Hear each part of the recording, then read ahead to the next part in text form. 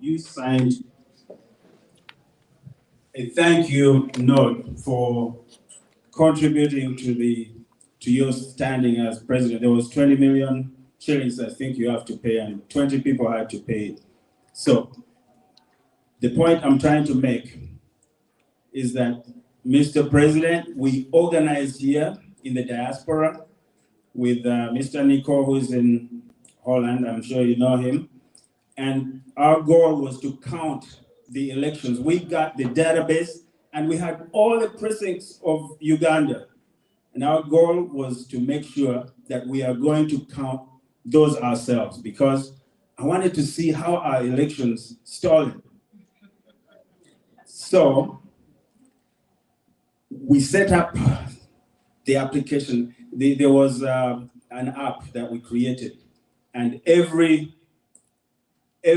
precinct would send us back those results and we would put those in. What happened on election day, they turned off all the electricity, turned off everything. But even then, we had ways that we would have been able to collect that data.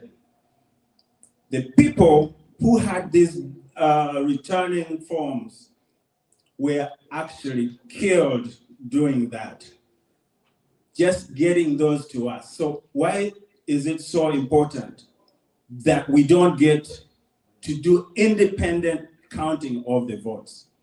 We wanted to do that independently, but the authorities, because they know they were going to, I'm very certain now that the elections are stolen. Because before, I was like, okay, Dr. Besigye, maybe he won in Kampala and maybe he lost in the other areas. But all these, the few returns that we were able to make, they were showing that you won, Mr. President. As you know, you have always told us that you believe you won, and we believe that you won. So, because we understand we have lived in America for a long time, everything is usually a few hicks and but usually the elections run very, very fairly.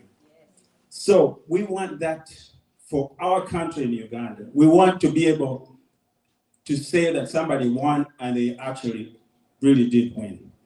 So that is how I got involved. And since then, I've been your supporter, Hon Robert Kyagulanyi, and we do everything we can. I've been working on a team, this team that you see here, and I'm proud of that. And I would like to ask you to contribute in any way that you can. We all have different, God endowed us with different abilities. I may be good at IT, and that's why I'm running the website where we are registering for the people who are going to Washington, D.C. I am hosting that. But we do have Pastor Balaam. He can do that and pray for us.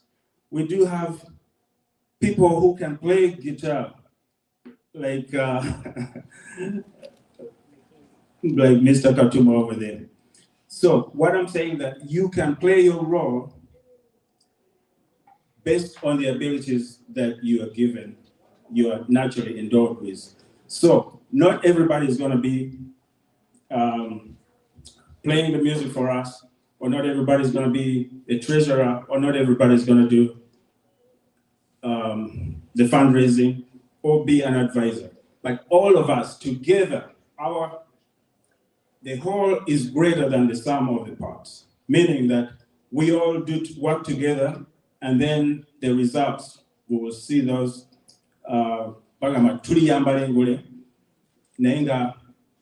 that will be the result of the contribution of all of us. I thank you, Mr. President, for being here, because everybody thinks Minneapolis is a small place. I know we had to do a lot to convince Honorable Mwada to come over here, because he thought Minneapolis is a really tiny place. But Honorable, we welcome you here, and thank you very much. I will finish by this. In Washington, D.C., we have a role to play. Minnesota will be writing a paper on information security, and there is where I would like to ask for your contributions, because I am leading that effort, and please reach out to me. I also want you to reach out when we have issues with our technology, the website. We're going to create, so we've put together some things that are coming up. You'll see like a job bank. We don't want just to do Kunga. We want to be able to impact the communities in which we live. So with that, I thank you very much for the opportunity to be here.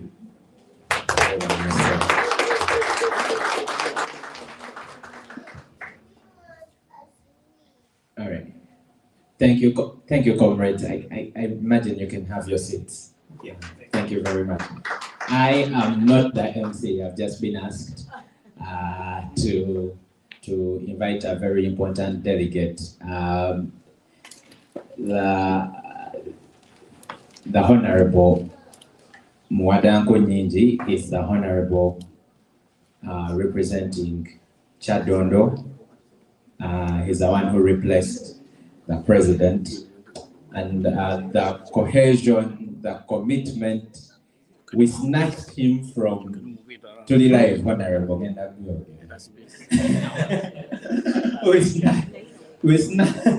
We snatched him from a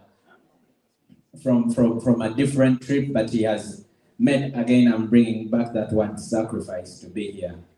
It's not always as easy as we make it seem. I'll keep it as at that. But he has walked through the thorns. He has, been bitten by snakes. He's done it all, and he's here with us. And I appreciate you. Please give a hand of applause for Honorable Kyagulanyi. He's going to speak to us very briefly, and then invite the president. So, Honorable Kyagulanyi. Thank you.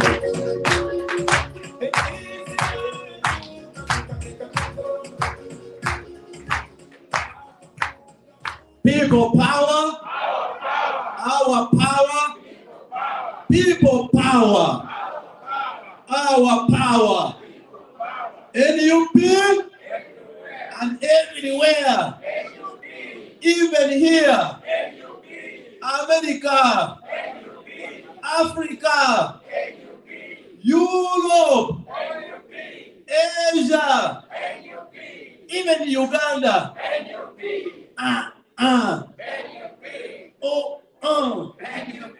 People power. Basebo nebanyabo. I'll use both languages. Engeri chairman nyanzi jali mulwadde. Abatujju bakutuusaako obuvune. Singa abadde wano yandiyimbye kana akayimba. Abaali baagala Uganda okugyeddiza.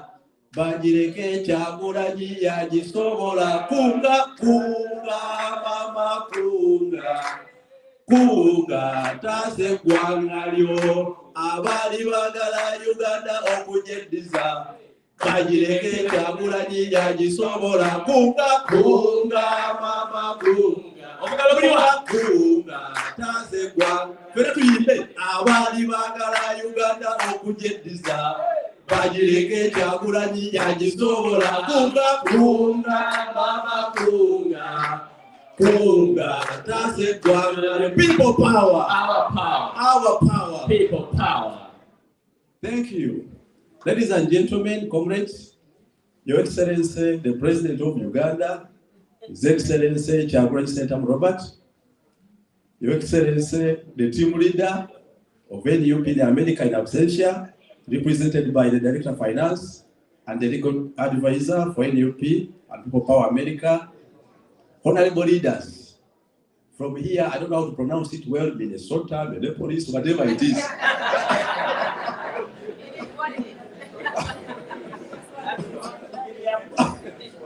You agree with me that the last time we had a typical education minister was the time of Bitamazire, and the English we inherited was flowing in that way. Now, the current minister No one is aware of which school she went to, how far, and when she will finish. However, and that's why in Uganda, it's ranked among the countries where schools were closed for the longest period, 2 or 3 years. And as we speak today, students in Uganda are lagging behind by 2 or 3 years in education. In education, they are lagging behind by 2 years from any other student in the world over. That points at governance in terms of administrative governance. But needless to say, my name is Mwadanko Nyingi. I'm a member of parliament representing Shadondo County East. I'm a lawyer by profession. I'm also the Shadow Minister for Foreign Affairs. No. Of course, the advisor was mentioning my background, was making an attempt. But me, I'm a risk taker. I one time took on the president in the electoral process. When he was rising to become now a leader, as a member of parliament, Machazi was by then a musician as well, with a lot of topical and dedicative songs, which have outlived the test of time. To date, they are the best songs you can tune on. I want to even extend the approach of the DJ. The way he has been playing a few of them here and there is an example that actually through songs and music, our president has called and reached the whole world, not only Uganda, but the whole world. The only time I protested his songs was when I was competing with him. Because previously I had stood in an electoral process and I was using his songs as the best song. Now, whenever I could send people in the campaign, in the field, they were playing his songs. It was automatically they were campaigning for him, not me. So, ladies and gentlemen, and that explains why some of the people who have been called and invited in front here have preferred to address him as Bobi Wine. But as well, he's now here as the President of the Republic of Uganda. Our constitutional order back home in the country, the 1995 Constitution, as amended, provides that the Constitution is the supreme law of the land. And also sovereignty belongs to the people of Uganda, who must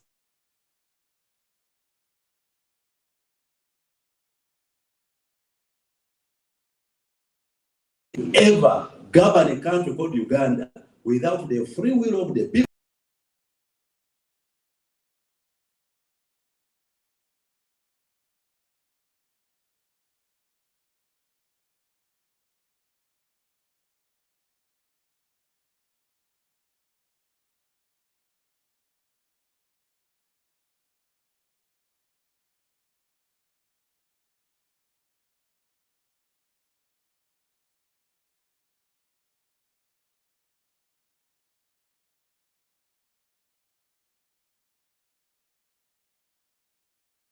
Will and consent continue to pronounce and proclaim that is the elected president of the Republic of Uganda.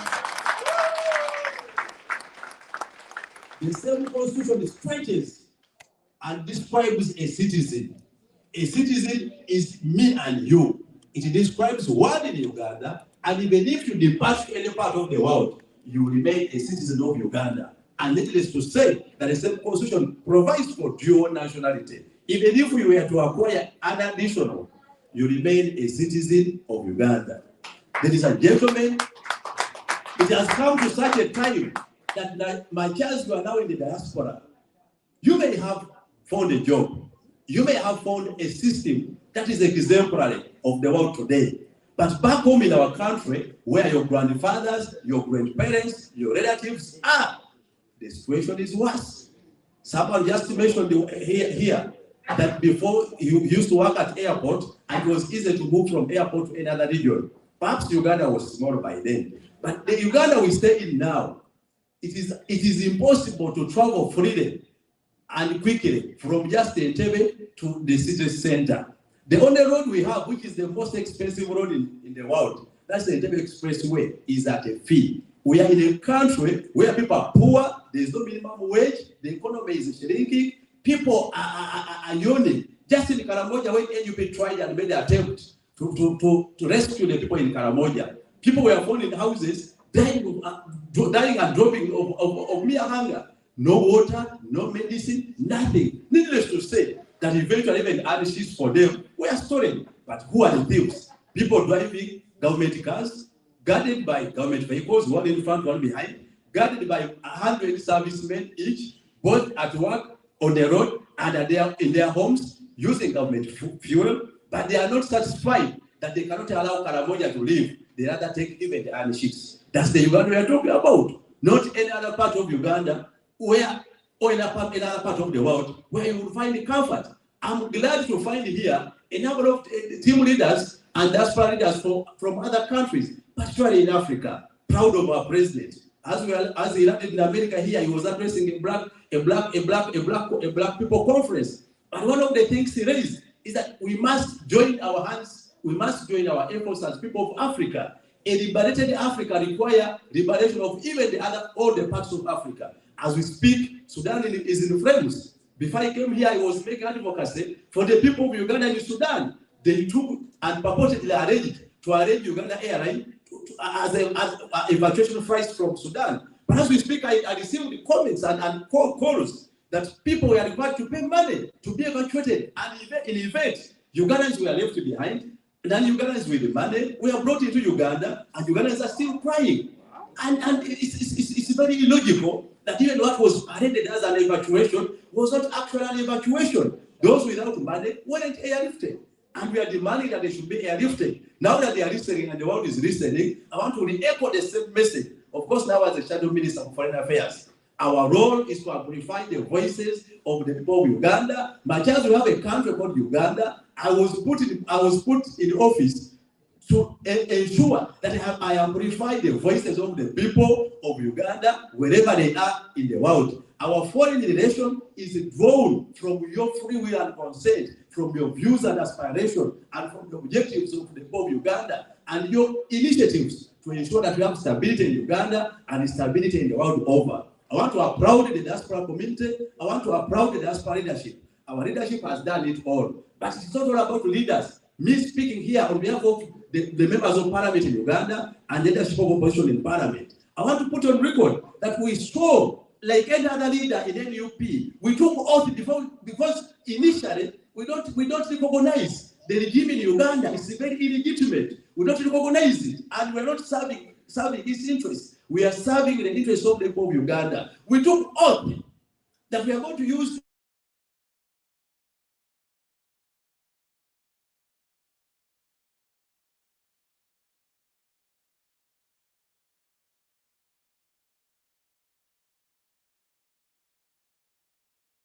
we are here for a purpose. We are here not for a beast. We are here to call upon you, much as the president always said, that he travels to hear from you, to hear from you, to speak to you, to share ideas with you, among others. For us, we are here to mobilize you and to remind you that the elected president of Uganda is the President Kyagulanyi. It is our duty. It is our duty as citizens to ensure that our free will and consent is proclaimed. And in terms of Uganda, now that you are aware, now that you are committed, I've had the leaders sharing their experiences, depending on the offices they occupy. All those efforts are geared towards liberating our country and realizing and establishing a constitutional country called Uganda, where you and your rights are protected and respected. I want to applaud you. We have seen and we continue to see Ugandans in the diaspora, more so all of you in America here, coming out to protest. Protest is part of the electoral process, it's part of the liberation struggle. In our constitutional order back home in Uganda, the constitution provides that it is a duty and a right of every citizen to assemble alone or together with others. Whenever you have a discomfort, you have a duty to assemble and protest alone or together with others. The constitution only just provides that, but unarmed. But as we speak now, even without assembling to protest, people organizing women's seminars and meetings, you see how they are dragged. Our national mobilizer, which is an arm of a constitutional party, the National Unity Platform, because it's a legislative party. Unlike People Power, where you are free you are free to operate without the formalities. But when it comes to NUP, a constitutional party, registered and governed under the Political Parties and Organizations Act, the National Mobilizer, and any other office of the party cannot freely move in our country. Needless to say that even our president, I don't know the last time he was allowed to even speak or even appear at any other place. He only uses his obvious right as a president to appear wherever he has to appear. But I've seen as a member of parliament for Channel East how many times his house is turned into a prison illegally, detained in his own home illegally. This is the country we are talking about called Uganda. Now, those examples and the many you know calls and becomes a reminder to all of us that it's a duty for us, wherever we are, never to be comfortable. You may be comfortable, you may have succeeded in one way or the other, in one thing or the other, but it's your duty to reach out and ensure that there is stability and there is comfort for all the people of Uganda. As we speak, we cannot exercise our free will, we cannot exercise our rights as people of Uganda. I stand before you with and some of our members of parliament are in hospitals. Some have just been released in prison. But when it comes to the supporters, majority are still languishing in the prison. What can we do? We cannot sit comfortably here. As part of our front, I want to call this a rally that I've come to rally you to stand with the people of Uganda. Let's call for democracy. Let's call for respect for rights and freedom. Let's call for a country called Uganda, where people's rights are respected, where fundamental freedoms are respected, where civil liberties are respected, and it calls for all of us, not a single person. All of us have a role, individually and collectively. And I want to thank you that you have come in numbers. Thank you for coming in numbers. Thank you for the struggle so far. Thank you for the effort so far. It's all about recollection. It's all about regrouping. It's all about reminding ourselves that we are not waiting for any particular date. The date is today, and it was as early as yesterday for us to stand up in solidarity and defend and liberate our country, Uganda. For our brothers from other countries across Africa, I want to thank you for standing with Uganda. But I'm not surprised. I recall, and I've been saying it, when we went to rescue our detained girls, mostly girls, and brothers and sisters in the Middle East, specifically in the UAE. As we landed, Mia had invited the President Kyagulanyi because he had going to sing a concert. And the bail of those stranded girls, those who were in prison. Imagine, we found over 3,000 Ugandans detained in Dubai prisons, and the government of Uganda was doing nothing. And the prison is 6 kilometers away from the Dubai consulate of Uganda. But even the consulate had never visited those individuals. Recently, I was in Saudi Arabia. I went to a detention center called Sakan. My friend, it was strange and hard to contain that I found over 500 Ugandan girls detained in detention in Saudi, not allowed to leave. But what was even more worse and disheartening is that the prison authorities briefed me that we have 96 Ugandan girls who went mad, and we can do nothing with them. Up now they are still there, and some had been there for 2 years. They claimed that they had mental disorder. Now the question was, is it logical that 96 girls from nowhere and from the same country, Uganda, all went mad? I had to insist and people through their detention. But indeed, of course, I could not tell. I'm not a scientist. But these are the challenges we have of our nationalities and of our nationals in the Middle East. A country called Uganda is silent. So as we deal with the challenges of the of Uganda back home, some of our people, because of the oppression back home, are left with no option but to migrate to other parts of the world. But in some parts of the world, there are so many challenges. I want to thank you because as I was there, I found a lot of connections and networks of people, of you people here and from other parts of the world, trying to assist a number of those girls to return home, especially from Dubai, but and those in the Middle East. But the challenge is enormous and it's evidence. As I saw those in the prison, I boarding a plane back home. I found now others in the plane singing, going to the Middle East, singing, "Come here, and the song was.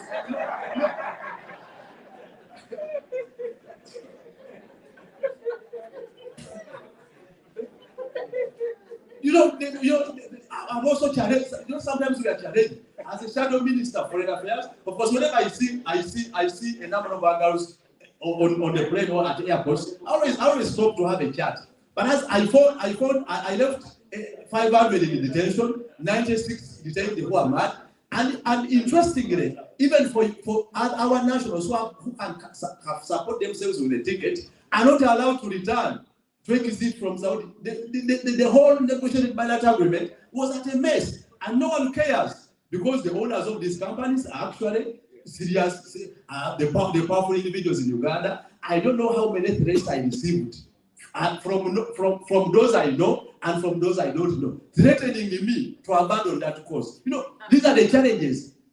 Even as you struggle for what is right, the challenges come from all corners. But what was more disturbing is leaving 500 in detention as I was leaving Saudi. But as you enter a plane, other girls come singing because they think now they are learning to success. When speaking about the Middle East alone, apart from those who are in detention, I want to speak to you live here that thousands stay on the streets, not because they are mad, but they are taken abroad. They are result of connivance, and purportedly people pay for them maybe for 1 month rent, and the 1 month ends without these people securing a job in the so-called bed space accommodation. And many of them, and it's expensive to rent a singular house in UAE, for example. A house can go as high as 20 million, 16 million. That's to use Uganda shillings. So, ladies and gentlemen, but what is the cause of these people who are going to such places? The suffering is not ending, but they are coerced, they are forced to leave their own countries. When you interact with most of them, majority first sell all their belongings to secure tickets or to pay those companies which take them or migrate them to those other destinations. And reaching there, they have nothing. Now, as we return, some don't want to return home because they have nowhere to begin from home, and equally there, they have nowhere to start from. This is the challenge we have. We need to fight and liberate our country back home so that people can leave Uganda willingly, maybe for education, for work, and for a sure destination. And whenever they could find challenge, return to their own country. But as we speak now, people migrate out of misery. People migrate out of frustration. People migrate out of oppression. Who is there now to liberate these people? They have, you see most of their social media posts, posting videos that are being attacked. Someone is being killed. Someone is in detention. Someone is in prison. It is hard even for some people to believe that these are true stories until you reach and really find that these are real true stories, and they will never end. So the challenge back home equally applies to some parts of the diaspora. I want to thank our president that he has appointed now new leaders equally for the Middle East, and he personally traveled to Dubai, to UAE, and he has personally traveled to Qatar and other parts of the Middle East to stand with those people to the extent that he arranged a concert to liberate and free those girls. But what I wanted to mention is that when he landed in Dubai, and when we went in Dubai, we had arranged a program of how do we now safeguard, how do we fight for the rights of our Ugandan girls and boys who are detained there. The president was on the record saying, I'm not here to liberate and free only Ugandan girls and boys. I'm here to liberate all Africans. We must ensure, we must fight that they all live prison. We must fight that they all live detention, and we must liberate all of them. Now, the liberation struggle is urgent, and the urgency require all of us to rethink the options we have, to rethink the approaches. I want to thank you for convening today. I want to thank you for coming in bigger numbers. I want to thank you for the solidarity. I want to thank you for the boldness, because maybe the USA and America here may give you some sort of comfort. But I've seen all you restless using all possible channels to stand with the people of Uganda. That's the way to go. Thank you for not finding comfort here and forgetting about Africa and forgetting about Uganda. Thank you for the solidarity. Thank you for the encouragement. We stand with you. We shall stand with you. Together as a people, we shall be free, and ultimately we shall be free. People power, our power.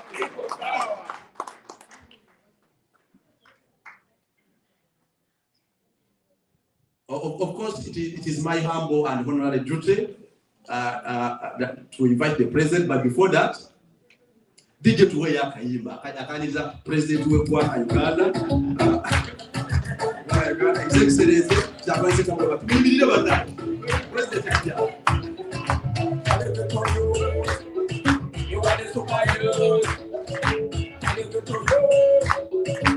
alolo kaliwa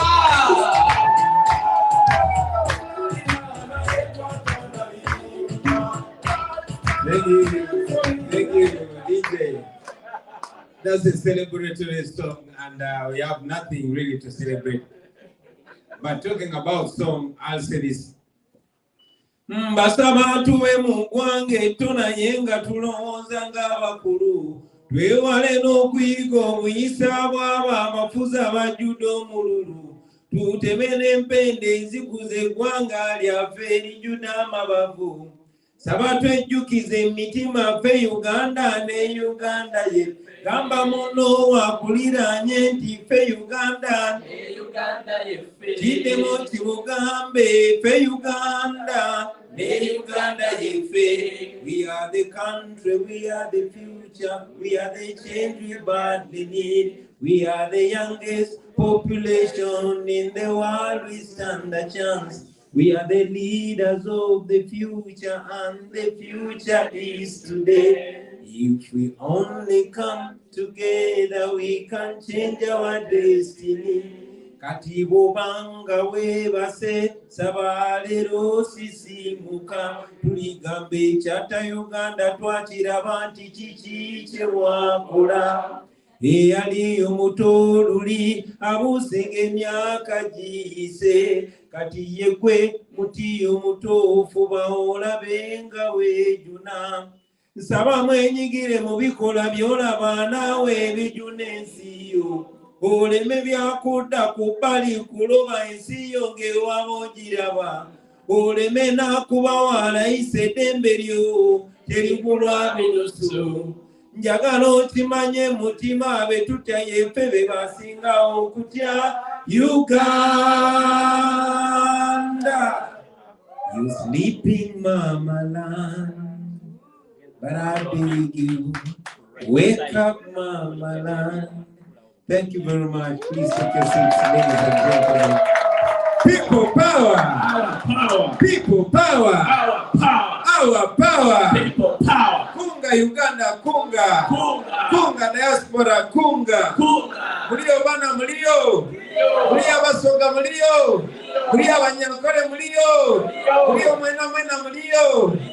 Thank you very much. Mumanyeze lusoga. Bampita ngobi nsanga ile okubabona ko mwena bakagwa. In West Nile, my name is Obini. Yes, I'm a Lukbara by assimilation. In Bugishu, they call me Mugoya. Omankore ne banyita musimbuzi ne mukimanya tukwe. Yeah, and in Acholi land, I was named Ogeng Lapiem.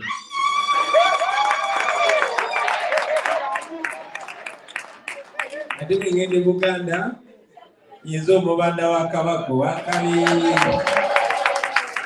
People power! Our power! People power! Friends, I'm very, very glad to see you today. But before I say anything, I would like to once again humbly request you to stand and we observe a moment of silence for our comrades that we have lost, including recently Comrade Wameri Anthony, the head of our legal team, and all our brothers and sisters. May their souls rest in eternal peace. Please resume your seats, brothers and sisters.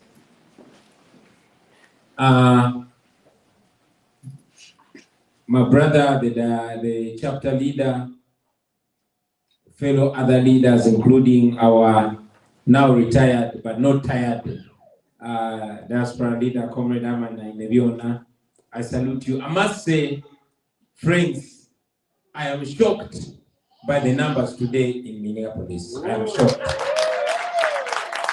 Honestly, Kunga Minneapolis, Kunga. Kunga. Kunga Minnesota, Kunga. Kunga.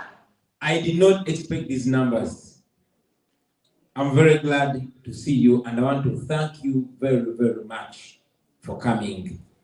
Like Brother Aman said, for sacrificing. I've said it time and again that we are told in Africa that time is money, but we take it easy. Hakuna matata. You say the meeting is at midday, you come at 2, and it has not yet begun. But here, in the first world, it is indeed, the world is really fast, and time is money. So I thank you for sacrificing your time / your money. Thank you very much. That alone speaks to the passion and love you have for your country and the consideration you have for the people back home. I came last week to this country. I did not come specifically to meet Ugandans.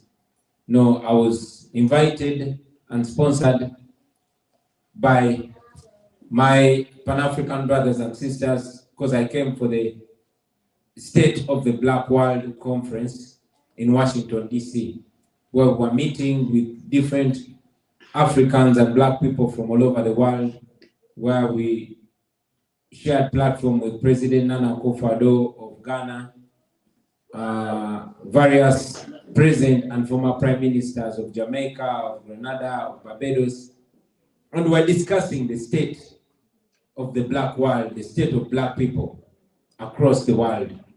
Black people still have struggles for dignity, for freedom, utmost and real freedom, for development, for advancement. However, I grabbed the opportunity as well to meet fellow Ugandans, because much as all the Black people are having struggles, we have particular struggles that we should be ashamed of. We should be ashamed. We should be past that. Back in the day, Black people in America used to envy us in Africa. And when you read the writings of Dr. Martin Luther King, when you read the writings of Malcolm X when he visited Africa, they envied us because we was free. We had leadership as early as the 60s, and some countries like Ghana, the 50s. But the advancement of the Black people the world over has moved. Black people all over the world are certainly not where they want to be, but they are not where they used to be. It is therefore sad that some of us who come from the motherland, instead of making progress, we backslid fundamentally. So I grabbed this opportunity to meet fellow Ugandans across the United States. We met them in Washington, in Boston, in New York. Yesterday we were in Chicago, and today we are here. But before I made the decision to come here, I was wondering, Chicago, Bawera. I'll tell you once again, I'm shocked by your presence here. Thank you very, very much. Kunga Minneapolis, Kunga. Kunga Minnesota, Kunga. Kunga Kyagulanyi, Kunga. And not just that we have numbers there, but to have such a number coming to pay attention to the situation back home. In a time when we just came out of a depressing election. Many of you have lost hope. I've spoken to many Ugandans that had their hopes high through the roof. Many of them had actually packed because it was clear that we were winning, and we won. Listen, so many of them were asking, they gave up. But to see that you've not given up, we thank you. I want to thank you very much for the support you give us in different ways, financial, ideological, moral. Thank you very much. Friends, it is you people. First of all, I want to thank you for my life. I owe my life to brothers and sisters, especially in the diaspora, because once upon a time, I was abducted, tortured, and incarcerated. But you put up pressure, and because of that pressure, I was released. Yes, the government in Uganda had claimed that they caught me with 2 machine guns. The minister came on the floor of parliament and said they caught me with 2 machine guns. They charged me in a military court, charged me with treason, charged me with annoying the president, and all manner of charges. Never mind, the guns have since evaporated. They've disappeared. My guns, they don't know where they are anymore. So I owe my life to you. But again, we owe the victory in the recent election to you, friends. We never lacked anything. You supported us. You continue to support us.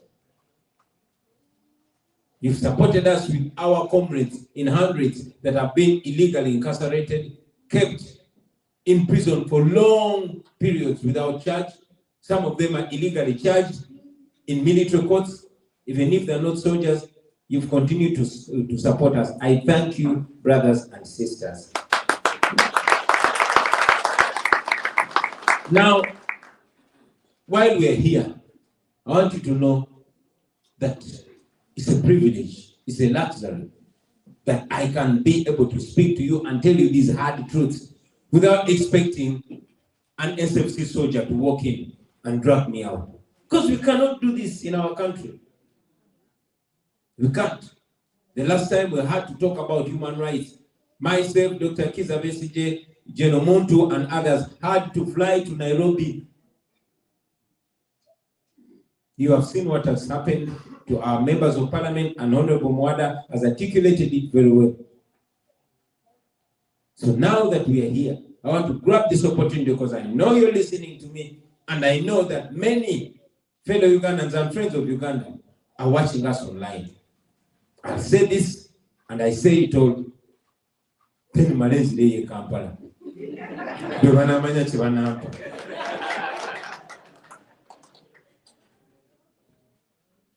My brothers and sisters have talked about this.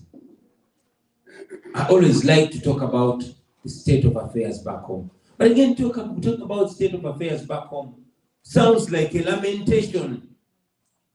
And I don't want to depress you. And yet I want to talk about this because the more I talk about it, is the more you realize the gravity of the situation back home. It is depressing talking about Uganda. Of course, we have those that choose to ignore it. And you can choose to ignore it. But we can't. We can't. Because even if you're rich, among 100 poor people, you're the 101st poor person.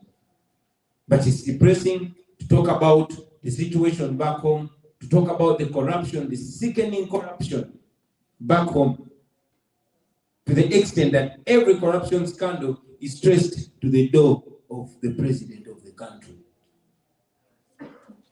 To the extent that the president actually tells the Inspector General of Government, stop talking about corruption, we shall lose support. So corruption is the currency. It is official. It is institutional back home. Talking about these realities, many people say, we are talking evil about Uganda. No, we're talking evil about evil. Uganda is not a bad country. We just have evil people in charge of our country. We love our country. That's why I didn't come here for myself. I'm sure there's a pretty big audience here that if I announce that I'm coming here to perform a show and charge you people, I would make some good money and go back home a few dollars richer than I came. But it's more important to talk about the reality that is facing us, because it's a question of uplifting all of us, not just one person.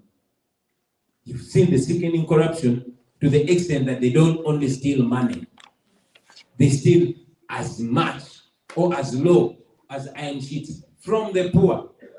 Who is stealing? Not a border guy, not a gate man, no, the vice president, the prime minister, the speaker of parliament, the minister for finance, the minister for ethics and integrity, name it. And yes, because of so much shame, they are apparently arrested. and then jailed for a few hours and freed. But at the same time, the young people that dared to protest against this grand theft are still rotting in prison or in torture chambers. How dare you expose us? Lwaki mutulabisa? That's where we are, brothers and sisters. I don't have to talk about the infrastructure back home. Just go on Twitter or Facebook and put a hashtag Kampala Pothole Exhibition or Uganda Health Exhibition. You're going to see the situation back home. I know you people know these things. You have either free or cheap internet. You see these things. But we are even blocked from exposing them. That is why Facebook is banned back home. That is why in your country, a young country, the second youngest country in the world, has a tax on social media. Because they don't want you to expose the evils that are going on. You have seen the theft where they say we're going to build a hospital in Lubowa and trillions of money are stolen in broad daylight. So I won't dwell so much on the corruption or the rotten infrastructure or even the gross human rights violations that you see. Like I said, I hate to depress you, but I come from a country where I deal with a friend today and he's abducted. What's his crime? Because he's supporting me. And the following week, you find out they castrated him. I mean castrating like castrating an animal. To send a tough message, never to talk about John Museveni or his son. You've seen what happened to Kapwenza Lukirabaseja, a world-renowned writer. If he puts off his shirt, his back looks like the slaves of the 17th century. So we can't go on and on and on about home. I don't want to depress you, so I'd rather keep this interactive. My main aim of coming to meet you, ladies and gentlemen, is one, to give you a slight update, which updates I know you know, but also hear from you. Hear your views, because we believe in servant leadership. On the 14th of January 2021, I was elected president of Uganda. Thank you for clapping, but I did not become president of Uganda. Because we are under Ghana rule. And it was not the first time that the people of Uganda were going to the polls and that decision was undermined. Dr. Kizza Besigye was there before me. Only that this was blatant, because I held a presidential campaign in a bulletproof vest and a ballistic helmet, and many of them were killed. This young man here is called Ashraf Kasidi. He loves his country. He's a journalist. He was supposed to be in his country, but he's having this helmet not because he's a border rider. No, because a projectile was aimed at me, and it got him. He was putting on a helmet for protection, but it went through the helmet and I saw his brain. God works in miraculous ways. We still have Ashraf here. So today, I won't talk about so much about Uganda because I don't want to sound like I'm lamenting. I don't want to depress you. I want my visit here to motivate you rather than depress you. I want by the time we leave this room to fail to be like, yeah, tulumbe. Not like, man, no. So I want to give positive energy. Although it's important to know the problem. Now I've given you just a bit of the problem and you know the rest of the problem. Before I take your thoughts and your questions, ladies and gentlemen, I thought it's important to once again reiterate what we are about. Me, I was an artist. I'm still an artist. Every time I get a minute, I pass in the studio and I do a song. So I was an artist.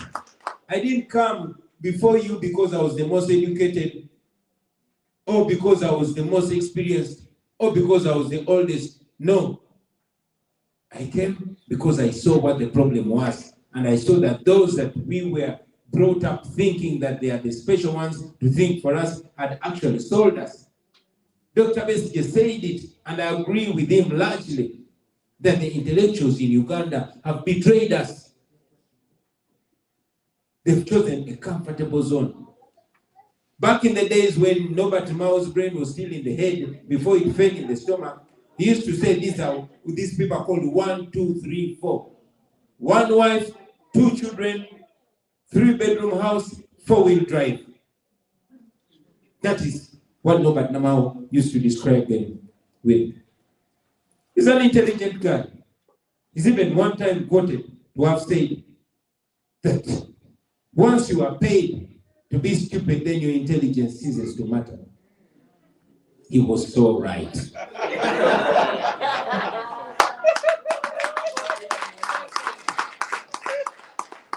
So friends, myself and my team and the people who work with in Uganda came together and we ran with a mission. What is our mission? What do we want? Many times they describe us as angry young people, as hooligans. But there's something we want. What exactly is it? What is our dream of Uganda? What is this new Uganda that we're talking about? Tulizimba Uganda, we shall build a new Uganda. What new Uganda? Many imaginations, but part of that imagination, part of that dream, of that new Uganda that we want a better Uganda.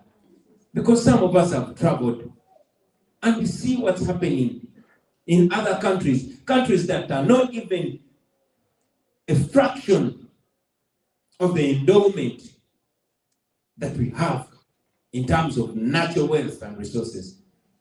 In terms of human resource, we have young people, intelligent young people, who are stuck in a country that doesn't work for them. So our dream is to have a democratic country. A country where people have a right to determine their future and their destiny. America and all these other developed countries, the first quality they have, the first factor for their development is democracy. The leaders are answerable to the people. They do what will benefit the people in terms of development in various ways. America has not just good leaders. I've said it time and again that these leaders here don't do the right thing because they are so good. No. Biden or Obama or Bush or whoever, they don't do the right thing because they are very good people. No. But because Americans are empowered enough not to take nonsense. Because those leaders are answerable, because the people are empowered. And that's why when we were starting our movement, we called it people power. We want a Uganda where leaders are servants to the people and people are true masters. They can appoint you and disappoint you. They can vote you in and vote you out. That is our mission. That is the Uganda that we want, ladies and gentlemen. And once you have leaders that are answerable to you, leaders will be worried. I won't steal from you because you can kick me out. And at that juncture, we will start thinking about important things like what? Like healthcare. All of you know in Uganda, if any of you came to Uganda and you have a border accident and you hit your head on the tarmac, okay, the remaining part of the tarmac. Believe me, when you reach hospital, man, the hospitals are sick. The number of women that die giving birth every day, the number of children that die every day. I don't want to depress you to tell you that every single day 18 women die, and that's according to Ministry of Health. There are probably more. 300 children in Uganda die under the age of 5. Every day, there are probably more. because it's a report from Ministry of Health. We want to better our healthcare system because it once happened. My mama told me that back in the day, when you're going to deliver a baby, you'll go, everything will be there because you pay taxes. We pay more taxes than we used to pay then. But the healthcare system is dead. The education system is dead. And even when you sell the remaining piece of land of your family to educate your children, the best they can get is become border riders or go and become kadamas and become maids or security guards in the Arab world. We want to better our education system because we know what matters. For example, my thought is that our education system should be divided in 4 areas, and we call them quadrant A: academics, arts, athletics, and agriculture. That alone is enough to transform our country. Not only looking at academics, yes, let's produce the lawyers, the engineers, etc. But we can, educate, and we can train our sports people professionally, right from school, like America does. Not everybody is going to be a lawyer and engineer. We can train our artists. We can have more and more Bobi Wines. Yes, we can. How about a Uganda that has 1,000, 2,000, 1 million Bobi Wines? So, we want to change our education system. Of course, we want freedoms. Uganda is not a free country. We want a country where people are free, fully free, and they enjoy all their civil and human rights. Where somebody has the right to think without imagining the repercussions. Where you can express yourself. Where you can protest for a right. It is not there in our country. We want to change that. That is a Uganda that we dream about. We dream of a country where everybody is equal before and under the law, where all Ugandans have equal opportunities, equal access to quality education, equal access to employment, equal opportunities regardless of your tribe or your religion or what your last name is or where you come from. Want a Uganda where people are defined by the content of their character, not who their father is. Currently, there are certain jobs that are earmarked for children that are still in their pampers. You've seen it, including the presidency. Never mind how tiny his son's brain is, he believes the presidential position should be inherited. That is where we are, because we don't own our country anymore. We want to change that. That is our mission. That is what we want to do. And that was supposed to be the mission right from the day I'm sworn in as president or when anybody else, because it's not about me. Friends, it's not about me becoming president. No, even if I don't become, I want a free Uganda. This should be divorced from Bobi Wine wanting to be president. Yes, I won, and I should have been president. And if I was president, man, you guys would have the coolest president. I can tell you, Uganda would be the most popular country. Our image internationally would transform overnight. But Museveni denied you that. Anyway, friends, we want to develop our country because it's possible. Uganda is rich. Rich, we have resources to transform that. I'll give you an example of Kigali here, of Rwanda. Never mind their politics. But, I mean, compare the two. We can develop our country. We surely can, and we should do that, brothers and sisters. That is very, very possible. I want to tell you that in well-governed countries, like here in the United States, even when you're broke, because I know we probably have a few broke brothers and sisters in here. But here, even when you're broke, your poverty ends in your house. When you step out of your house, you are just as rich as any American. In fact, you're just as rich as the richest American. When you step out of your house, you own the road equally with Bill Gates and Elon Musk. You share the same on the security. You share the same on everything, the infrastructure. But back home, no matter how rich you are, your richness stops in your house. When you get out of your house, you're just as poor as Kabaya. I can tell you. The insecurity, same. The potholes, same. The risk to your life, same. And if you have an accident or something happens to your life, or even a simple sickness, and some of us grew up in the ghetto, so we are resistant. Our bones are hard to break. But you,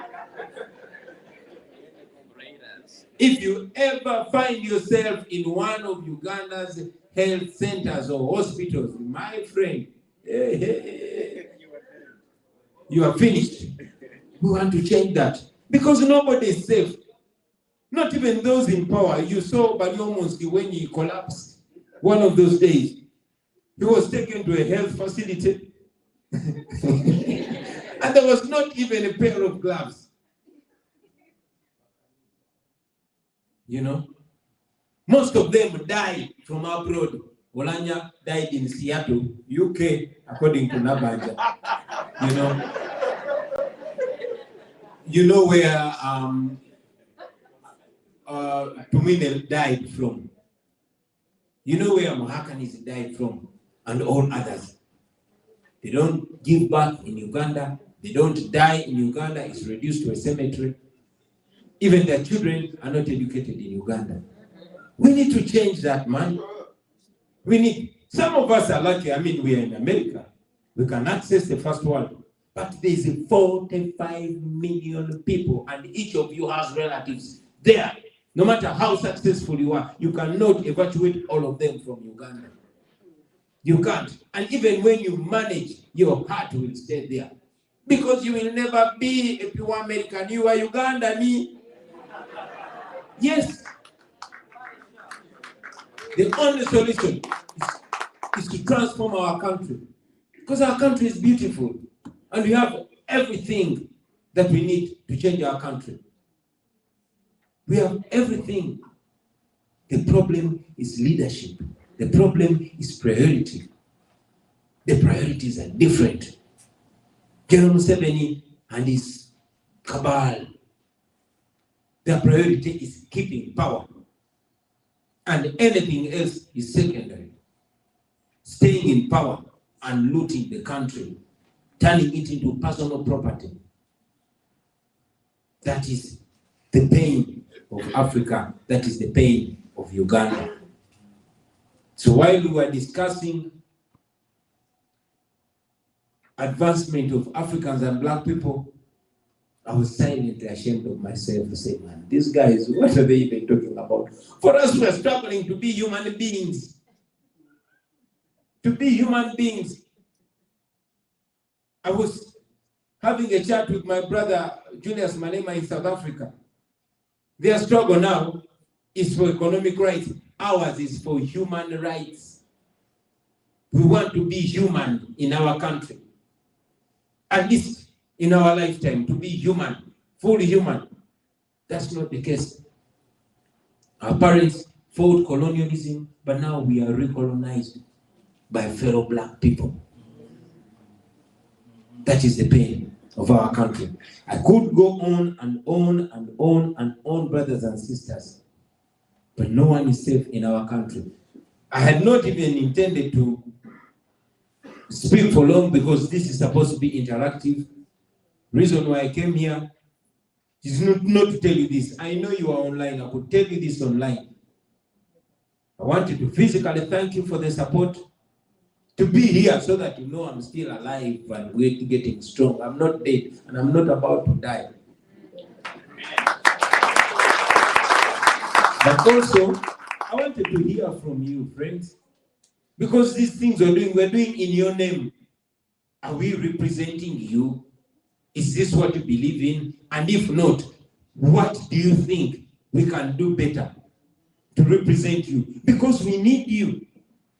And that brings me to my call to you, friends, fellow Ugandans. You are the special ones. You are the lucky ones. God has uplifted you. But the Bible says, to whom much is given, much is expected. You have a responsibility of representing us. Historically, the Africans that change Africa are usually based here. Historically, the Ugandans that have helped cause change back home are here. Because much as we claim that we are independent, there's still a looming neocolonialism somewhere in the air. And it will take you people, because you are here. We want to be relating with these developed countries as equals. It shouldn't be charity, it should be a collaboration. They have what we need, and we have what they need. So there's so much you can do. But before you even engage them, I want to request you, friends, you must unite. You must unite. Our biggest problem has been disunity. Our tribes were supposed to be a blessing. I am a Mugandan. It's supposed to be a blessing because it identifies me. When you say Kyagulanyi Sentamo, they say, okay, that name sounds African. Is it Obadiah? No, Obadiah sounds Nigerian. Is it Nyerere? Nyerere sounds Tanzanian. Kyagulanyi sounds East African. It will take you to Uganda. When it takes you to Uganda, is it Onen? No, that's north. Is it Biaruhanga? That's east. Is it Mogoya? That's west. That's central. To the central. When it brings you to the central, okay, central, Kyagulanyi, that's Mbogo clan. Mbogo clan, it will bring you to Moguru. That is a natural GPRS. Same with all other African tribes. It's supposed to be a beautiful thing. But our tribes, we ourselves, we've turned them into a disaster. We divide ourselves according to tribe. So I want to call for unity today. Regardless of your tribe, regardless of your social status, regardless of your sex, regardless of anything, we need to come together because we need each other. Here you're not any different. You're just another black man or black woman. You're just another African. So you must come together so that we can uplift a place where you are loved. In any case, that's where a majority, if not all of you, are going to be buried. I'm calling for unity. My brothers, my sisters, we must unite. There's so much that unites us. The pain back home can unite us and work together to change it. That's going to benefit our children, because I have news for you. Our children are not concerned about your tribe or your religion. No. They are far ahead of us. I'm calling for unity in the diaspora. There's no reason why we should be divided. Not at all. Let the mission for freedom unite us. Secondly, I want to send a message to you that it is possible. We are not only sloganeering. It is possible. And it can happen sooner than later. We can change our country. We can. Because we have all ability. All of you are differently talented. Now imagine the number we have here. And we have similar or even more numbers in other states. If we harness this, we can utilize it.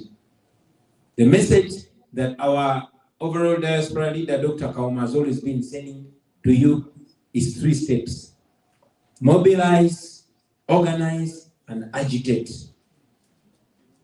I'm glad that we are advancing on our organizational level, but please let us agitate. I want to salute our sister, Helen, who went and put up a scene when Dictator Museveni came here. You can do that. Protest. Take advantage of the rights that you have. You know, you can never know what you have until you lose it. Now, me who lives in Uganda, man, I envy you people. You can even hold a protest. You can even have a placard and put the word freedom. The word freedom, you know how dangerous that word is in Uganda. You can even say we want to be free. Use it. It works. Those dictators fear one thing, exposure. But ya okubalalisa. So let's agitate, let's expose that, let us protest, it works. If you doubt that protests work, I want to remind you, when the EU Parliament stopped the eco pipeline, General Museveni brought our children from school, gave them placards to go and protest because he knows protests work. Another living example that protests work is me. I am here because you protested. I wouldn't be here. But when you protest, they say, they went to parliament, we caught him with guns. People said, Wapi, free Bobi Wine. They say, no, okay. Free. Museveni addressed, I don't know how many media conferences he addressed, but all was not working until he vomited me out. So it works. If you saved me, we can save the 45 million back home. We are doing what you're doing back home, but we need to coordinate with you. We want it to be also amplified out here. So please agitate, protest, and do all that you can. Of course, we'll be getting more guidance because we are in constant cooperation and constant communication with the diaspora leadership. There's so much that we can do together, especially if we come together. We don't just think this. We say, if we only come together, we can change our destiny. It is true. If we only come together, that's where ideas start. That's where strategies start. Let us come together, friends. So many of you can offer us invaluable leadership, but just because we're not together, let's connect, let's build that chain of brotherhood and sisterhood. And finally, I have to send a message to our intellectuals. Uganda has so many resourced people here.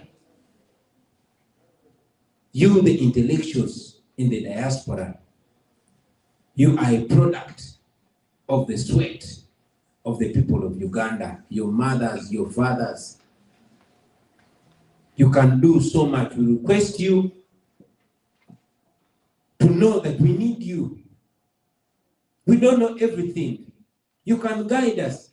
You can even lead us. There's so much that we don't know. But you who know it, you are seated. You are silent. Don't be silent. Please come up. Yes, I know some of you are scared. I mean, some people say, Bobi, you are mad. How do you even face that dictator? Yes, some of us, let us be mad. But at least I know you can also work underground. Organize underground. Some of you who fear to come out. But we need you. We need you to get involved. Don't leave this to us. Some writers say the punishment for the intelligent people who don't get involved in politics or leadership is to be ruled by their minors. If you don't get ruled, you'll be ruled by your minors. Just imagine Museveni's son takes the power. Just imagine. One sweep, one sip, one tweet. 1,000 people dead. Another sip, another tweet. Another 1,000 people dead. And that's how our country is going to go. So you need to get involved before it's too late. You cannot leave it to us. This country belongs to all of us. All of us. So please, please get involved. And I know you can even lobby, you can reach out to the US government through your elected leaders, the congressmen and women. Many of them are actually unaware of what's happening. I speak on conferences and I tell them about Uganda. I say, then Parliament said, man, are you sure you are not sensationalizing that? Because it sounds too gross to be true. Educate the world about Uganda. Some of us are too preoccupied back home, fighting back. because the dictator is keeping us busy. Every day they bring up something. Either they bring a fellow artist to divert you, or they bring a blogger to divert you, or they bring this or that. So they're preoccupying us, but we are many, we can do so much. Please do something wherever you are. Reach out to them, tweet and tag them. These people respect their voters. You are taxpayers. It is your money that is enslaving your people. Your own money. There's a book we wrote recently called Expensive Poverty with Dr. Greg Mills. And when you read it, you realize that it's our own wealth back home that is keeping us that way. It is the wealth of the Banyoro in terms of oil that has kicked them off their land. It is the wealth of the Karamojong people that is keeping them that way. And now it is your taxpayers' money, brothers and sisters, that is facilitating the dictatorship back home. Let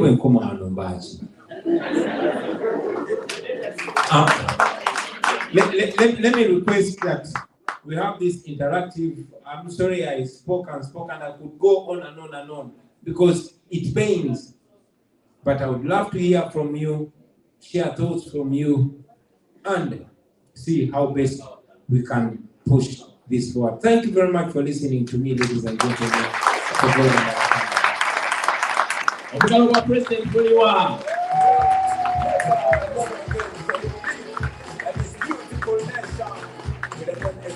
People power, our power. Kunga Uganda, kunga.